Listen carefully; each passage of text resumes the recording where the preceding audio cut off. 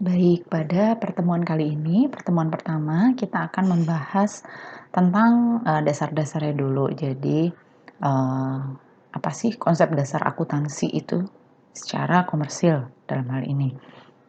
Kemudian bagaimana kewajiban pembukuan, ketentuan mengenai pembukuan menurut perpajakan. Nah, dari keduanya nantinya kita akan bandingkan sebenarnya perbedaannya apa sih antara akuntansi dengan perpajakan, ketentuannya seperti apa. Secara terpisah mungkin kalian sudah mempelajari, bagaimana itu, konsep dasar akuntansi, bagaimana pencatatan melalui jurnal, kemudian pembukuan dilakukan, berdasarkan prinsip-prinsip, akuntansi keuangan gitu ya, standar akuntansi keuangan atau mungkin IFRS. Nah, di akuntansi pajak ini kita akan, lebih mengkaitkan itu dengan, bagaimana pengaturannya di ketentuan undang-undang perpajakan. Mungkin kalian juga sudah pernah membahas di KUP, ketika belajar KUP, bagaimana sih ketentuan pembukuan menurut KUP. Kemudian ketika membahas ketentuan material, kalian sudah belajar juga kapan sih suatu penghasilan itu,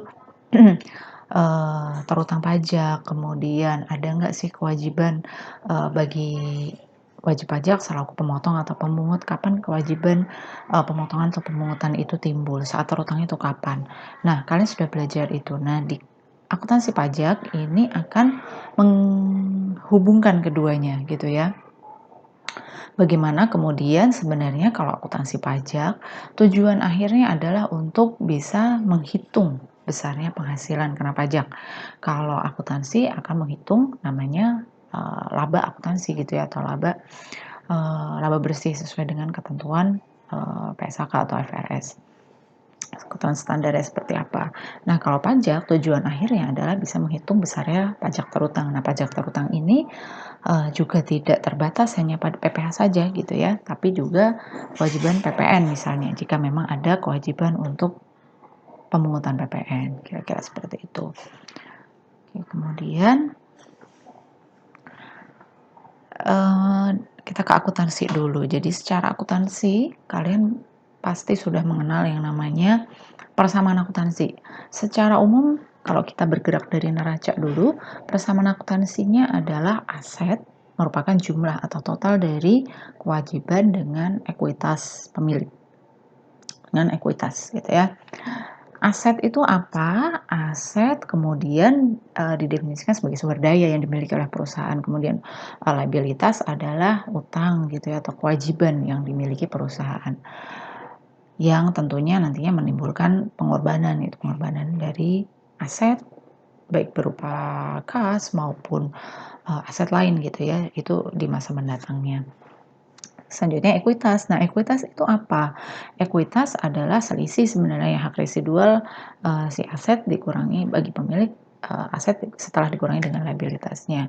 Nah, tapi kalau bisa di-breakdown lagi, ekuitas ini sebenarnya adalah terdiri dari modal disetor, ini modal dari pemegang saham, kemudian return earning.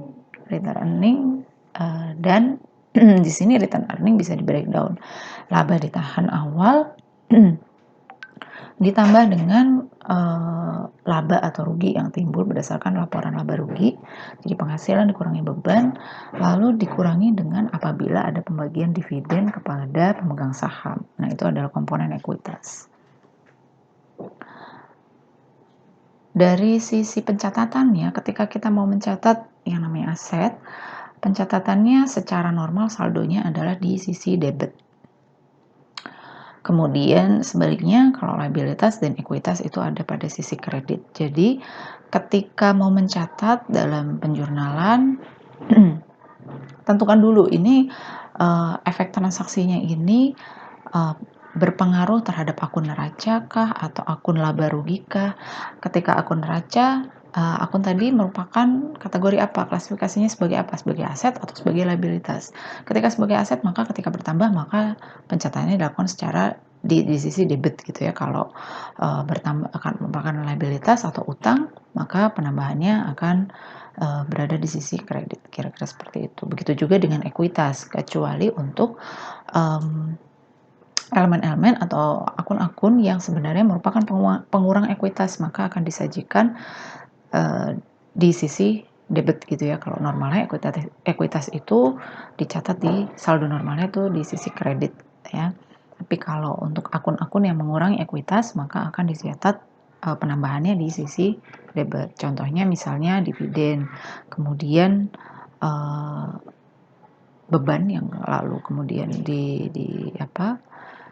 diakumulasikan kemudian dikurangkan dari penghasilan dan selisihnya masuk ke dalam ekuitas. Nah, beban ini penambahannya menjadi di sisi debit.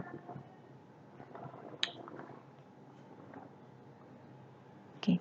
Nah, selanjutnya kita akan bahas terkait dengan klasifikasi akun. Nah, secara umum klasifikasi akun akan mengikuti pola seperti yang kalian bisa lihat di sini. Ada akun yang namanya akun neraca, ada akun laba rugi. Akun neraca biasa disebut dengan akun real, sedangkan akun laba rugi adalah akun nominal yang nantinya di akhir tahun akan ditutup ke return earning ya, atau di laba ditahan. Nah, secara umum juga untuk neraca penggolongannya seperti sudah kita bahas tadi, ada aktiva, liabilitas, kemudian ekuitas. Nah, untuk aktiva sendiri, aktiva lancar bisa dibedakan menjadi aktiva yang sifatnya lancar, kemudian aktiva yang tidak lancar. Tidak lancar itu berarti diperkirakan bahwa masa manfaatnya akan lebih dari 1 tahun. Nah, untuk aktiva lancar bentuknya bisa berupa kas, kemudian setara kas. Setara kas itu adalah aktiva yang nantinya dalam jangka waktu 3 bulan gitu ya bisa dikonvert menjadi kas. Kemudian investasi, lalu di sini aktiva tetap. Aktiva tetap ini bisa jadi berupa bangunan, tanah, kemudian peralatan, gitu ya, masa manfaatnya tentu lebih dari 1 tahun. Kemudian ada juga mungkin kalian akan menemukan, nanti kita akan coba sekaligus di akuntansi pajak ini kalian sudah mulai melihat bagaimana sih penyajian atau pengungkapan akun-akun atau kebijakan akuntansi perusahaan dalam laporan keuangan yang mereka buat gitu ya. Contohnya nanti kita akan coba lihat di laporan keuangan perusahaan yang terdaftar di bursa. Jadi mereka akan memang punya kewajiban untuk menyampaikan laporan keuangan audit dan itu bisa diakses secara umum. Nah, nanti ini bagian dari tugas kalian gitu. Jadi nanti silahkan mengidentifikasi kemudian menganalisis apa sih kebijakan akuntansinya seperti apa impact dari kebijakan akuntansi itu dari sisi perpajakannya. Nah, nanti mungkin ketika kalian mengidentifikasi akun-akun di laporan keuangan perusahaan atau long form reportnya itu, bisa jadi kalian menemukan akun-akun yang mungkin namanya tidak standar gitu. Bisa jadi penamaan di satu perusahaan tidak benar-benar sama dengan perusahaan lainnya, tapi in substance sebenarnya sama aja gitu ya. Mungkin juga kalian akan menemukan akun seperti misalnya uang muka pembelian misalnya. Uang muka pembelian kenapa dicatat di aktiva? Karena sebenarnya uang muka pembelian berarti terjadi transaksi antara perusahaan dengan pemasok, misalnya dia melakukan pembelian bahan baku karena bahan bakunya belum dikirimkan, kemudian pihak pemasok sudah mensyaratkan bahwa perusahaan harus mentransfer uang mukanya terlebih dahulu. Kemudian pengiriman barang akan dilakukan kemudian.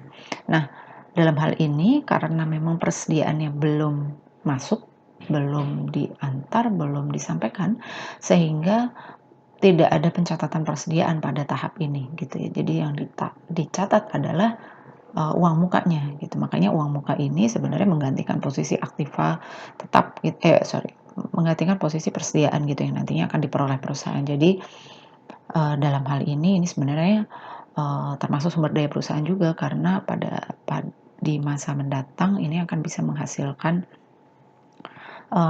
arus masuk gitu sebenarnya. Nah, kemudian dari sisi liabilitas kalian akan menemukan klasifikasi utang dibagi dalam sesuai dengan jangkanya, misalnya jangka pendek, kemudian jangka panjang. Nah, baik piutang jangka pendek maupun jangka panjang biasanya di penyajian ya menurut perusahaan juga akan dibedakan lagi utang kepada siapa, misalnya utang kepada pemegang saham